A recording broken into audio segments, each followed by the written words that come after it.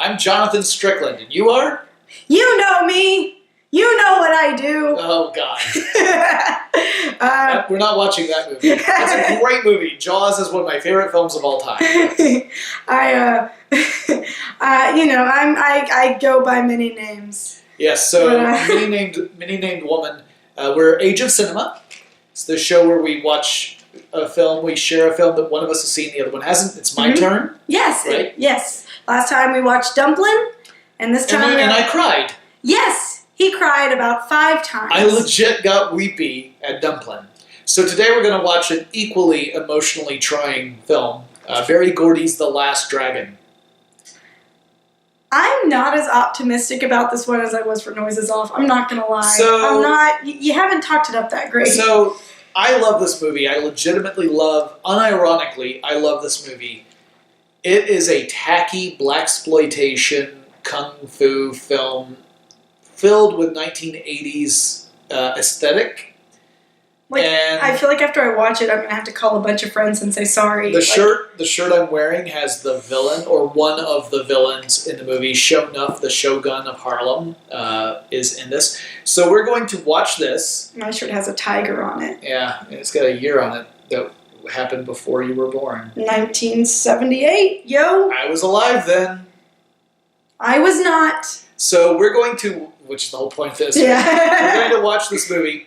We're going to record our reactions to the first, half hour, maybe, of it. Yeah. But because of battery concerns for the camera, after we hit about a half hour of the movie, we're probably going to shut the camera off. But we're going to watch the whole thing, and then we're going to talk about the movie and your thoughts about the film at the end. I'm so nervous. It's done by Berry Gordy, and Berry Gordy is a problematic figure. And it's like to quote John Mulaney, oh, you're going to give me a whole $100 for all of my songs? Where do I sign, Mr. Berry Gordy? That joke exists for a reason. I had a feeling that joke was definitely going to be Oh, hell yeah, this joke. Have you met me? But this is a movie that I think I first saw on Cinemax back when I was a kid. Hey, Jonathan, what's Cinemax? So Cinemax is like HBO and Showtime, these premium movie channels that you would get on cable.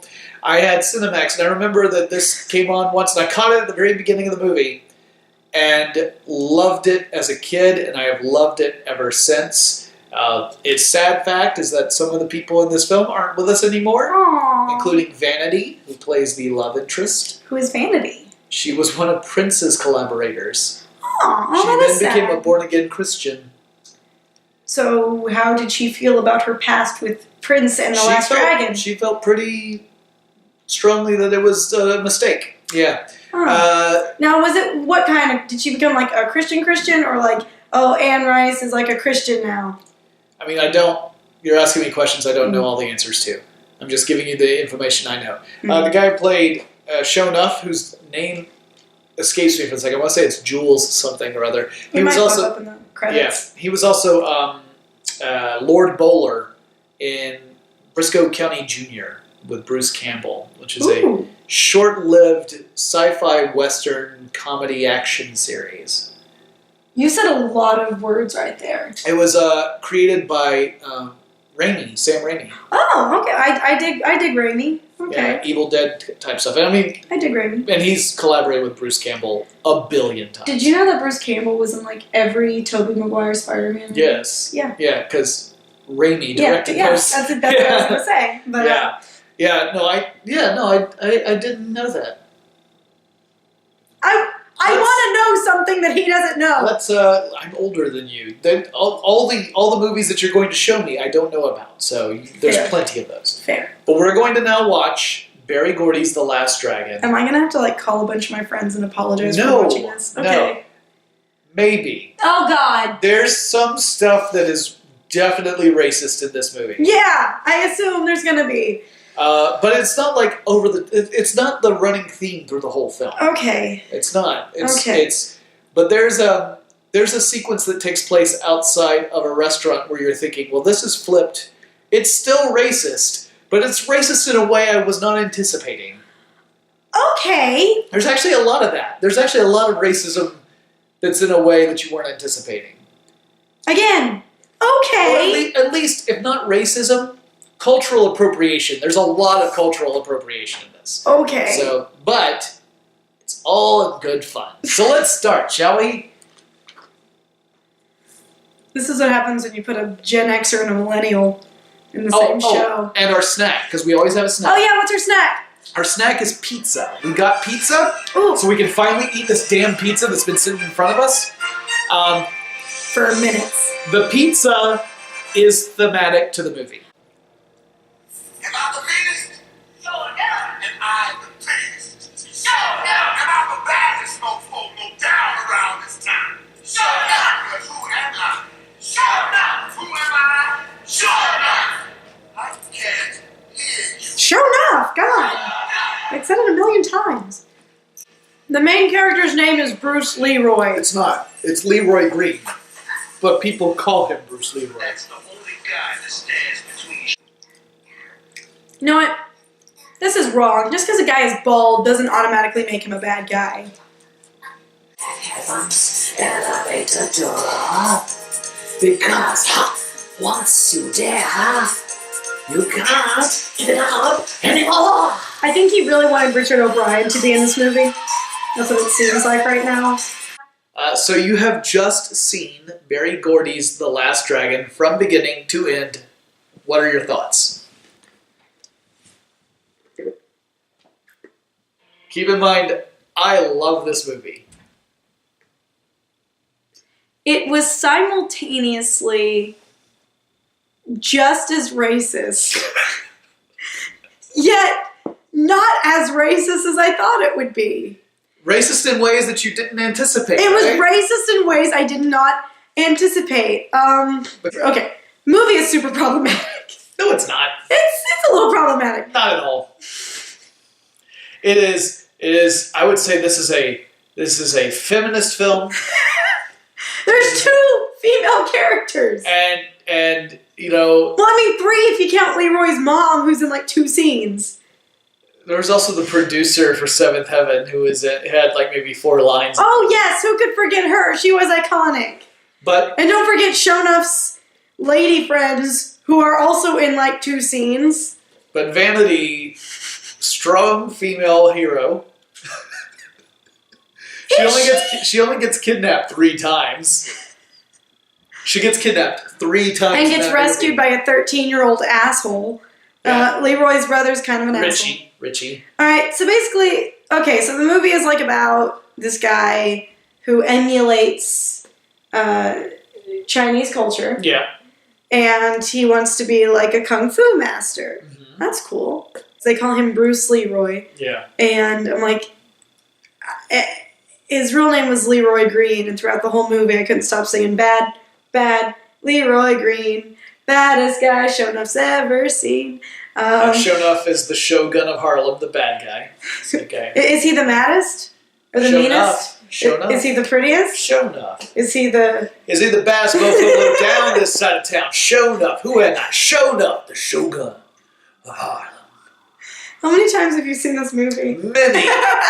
And then there's another plot line where this girl, played by Vanity, Laura Charles? Laura Yeah. what? Yeah, Laura Charles. She's like a DJ for this kind of like... It's a dance club. It's a dance club show. That features music videos, and it gets a televised segment. So Yeah. it's a dance club, but it's also the site for a weekly show or maybe even a nightly show. It's kind of like Hairspray. I was thinking like it's kind of like Soul Train. But I'm a theater nerd, so I immediately went with Hairspray. But there's this guy named something Arcadian. Eddie Arcadian. And he wants his annoying voiced girlfriend, which I feel is a character I could easily be typecast as. one of the best characters in the movie. She really is. She's actually quite delightful. He wants to get his annoying voiced mafiosa girlfriend, Angela. and Angela Varaca, to be a star in a music video that's showcased on this show. And he goes about this by trying to kidnap Laura Charles to force her to put this thing on her show, which I don't know about you, but the best way to get me to do something is to kidnap me. He's a wannabe gangster, essentially. Anyway, so then you have your final confrontation where Leroy is finally able to reconcile the thought that he, in fact, has reached master status, and then you have Leroy embrace that, and he's able to overthrow Sho'nuff. And his whole body glows. Yeah. It's pretty. And you get to see him make blue fireworks fly out of Sho'nuff every time he hits him. It was very much like, I felt like it was almost an homage to like Batman stuff, like pow, bam, kapowie. These are 80s like special effects where it was clearly drawn onto the film itself, like kind of like the original lightsabers were. I actually prefer that. Were you entertained? I was entertained. I think I would have liked it more if I had grown up with it like you did, which is the whole point of this. I'm absolutely certain about that. It is the whole point of this. Well, I mean... It's also kind of, I don't want to... Not to be sexist, but it is kind of a boys' movie. It is and when I said it's a feminist film, I was being It is a boys' movie, but I don't hate the lady characters in it. The thing I don't necessarily like about the movie is that like many many stories with only two main women characters, they got to divide the women characters into the virgin and the whore. Yeah, there's always that, and Laura is the virgin and Angela is the whore. But I normally I've grown up watching that trope. That trope has been around for years and years and decades and whatever the hell. But I didn't hate it in this movie because I felt like as much of a pretty plot device as Laura was, she was not that poorly rounded out for a character in a boys' movie. It was. It is unfortunate that her two roles are to be love interest and sex symbol. Like, well, I was gonna say like object, because she's literally stolen 3 times. Yeah, but Angela, I like the way her character was written because she starts off as this very simpering, like almost like Lucy. She's very much like a Ricky, I let it be in the show type character. You get the feeling from her character that what she was hoping for was to get famous. And then you realize that, or she realizes that desire is not worthy of the kind of violence that Eddie is advocating for. But she stands up for herself. She leaves Eddie, and not only that's not her story yet. She tries to warn Leroy about the fight, and she's trying to keep him away from Seventh Heaven because she doesn't want him to die. And that's actually how the students find out where Leroy is, so that they can rush to his rescue. And she has for an 80s masculine fight boy movie, that's a pretty damn decent character arc for a female character. Yeah. I could probably watch this again. It's not like a movie that it's not probably, it's on Netflix right now. It's not something that I'm probably going to be all like, oh, I want to relax tonight. What should I do? I'll stay in and watch The Shogun of Harlem. Well, here's the thing. So, but if I want to hang out with friends and watch something kind of silly, I can do that. You see, what it makes me think of is early in the movie when everyone's in the movie theater watching the Bruce Lee movie and they're all like shouting at the screen. Yeah, I can do that. That's this kind of movie. It's the kind of movie where you get a bunch of people together and you can pay attention to the film if you want to, which I would. So me and him, we have a lot of friends. So I think what you're saying, we need to. Introduce this to them. Sure. Yes, let's do it. High five. Our next movie will be your choice, so you get to choose whatever it is you want. Divine Secrets of the Ya-Ya Sisterhood. Oh God. I guess I earned that because I picked a martial arts. Yes, we went super masculine. We're going super feminine. This is just gonna escalate, right? This is just gonna become. This is gonna be like man versus woman type stuff. All right. Next time, Divine Secrets of the Ya-Ya Sisterhood. Woohoo! See you then.